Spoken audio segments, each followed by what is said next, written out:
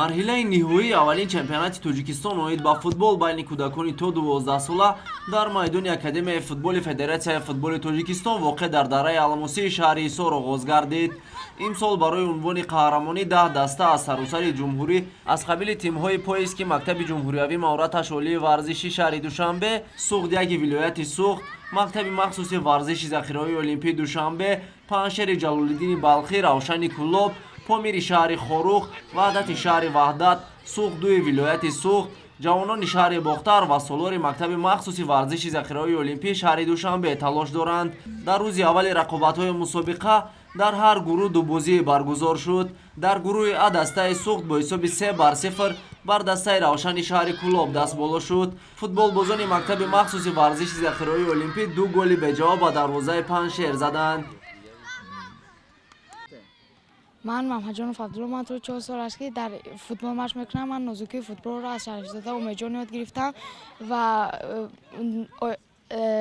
مقصد دارم که در آینده مثل کیلیان امباپه شوم. من امام علی زاده مصطفی در دسته SS4 و مشق میکنم و در من امروز خیلی خرسند هستم که در با دسته پنشر آنها را ما مغلوب ساختیم. ما آنها را 2-0 مغلوب کردیم. من در دوشنبه آرینا مکتب مخصوصی و ورزشی ذخیره های المپی مشق ورزش مینمایم.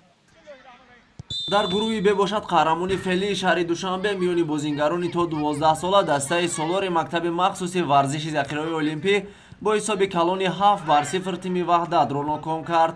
ба иттилои сармураббии дастаи солор онҳо ҳадаф доранд то дар аввалин чемпионати тоҷикистон миёни бозингарони то 12 сола қаҳрамон гарданд.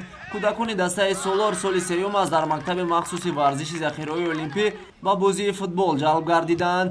дар рақобати дигари гурӯҳи Б дастаи суғду бо ҳисоби 2-0 бар тими ҷавонон дастболо шуд. خیلی خرسندم از جانب فدراسیای فوتبال جمهوری تاجیکستان چنین مسابقه‌ها برگزار می‌گردد. امروز با دسته وحدت بازی کردیم. بازی خوب شاگردان نشان دادند.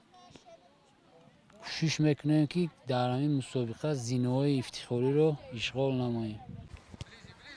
ёдовар мешавем ки аз ҳар гурӯҳ ду дастаи ба марҳилаи нимниҳоиро хат мегиранд ва барои роҳ ёфтан ба финал рақобатҳоро идома медиҳанд.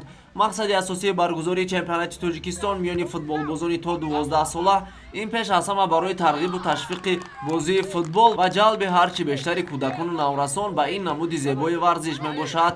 ба иттилои роҳбари лигаи футболи кӯдакону наврасони федератсияи футболи тоҷикистон увайдо давлатбеков аз ин баъд ҳамасола чунин мусобиқаҳо дар ин сину сол роҳандозӣ мегардад.